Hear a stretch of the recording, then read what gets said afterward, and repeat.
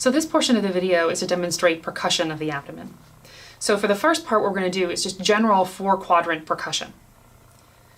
So what we're going to do is percuss at each quadrant of the abdomen.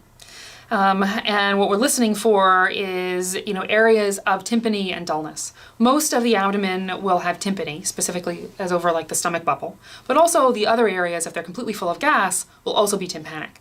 You might have some scattered areas of dullness associated with stool or something like that, but if there's a large mass, you'll have a larger area of dullness. This can give you some idea as where you should focus your palpation on based on where there might potentially be masses located. So for our percussion technique, you're going to use the same technique you would have used for the pulmonary exam. And again, just want to press your finger down and gently tap, again, creating the sound. And you want to do it each in one of the 4 quadrants. So the lower right and left quadrant and the upper right and left quadrant.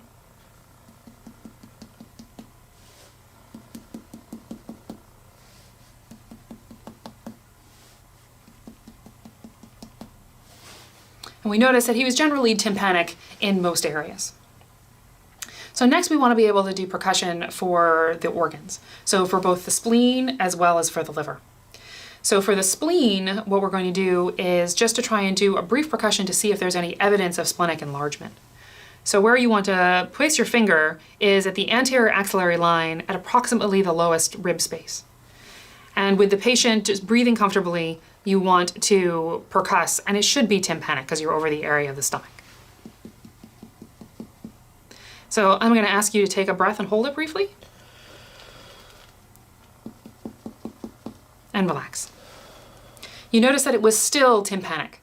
That is because he does not have a splenic enlargement. If it becomes dull or is dull in either of those percussions, that suggests there might be enlargement of the spleen.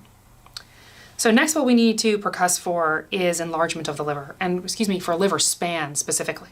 So we want to percuss both the superior border of the liver as well as the inferior border of the liver.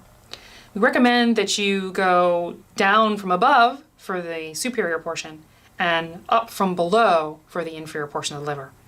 And taking note of the location where it shifts from that sort of more tympanic sound to the more dull sound of a solid organ. And take note of the range of that is. You want to do this in the area of the midclavicular line. Typically, a liver span should be somewhere between 6 and 12 centimeters if it's normal.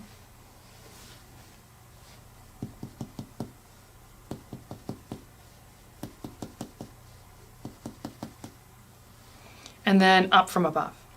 Up from below.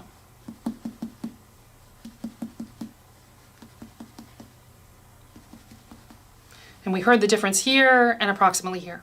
And take note of the distance that you see.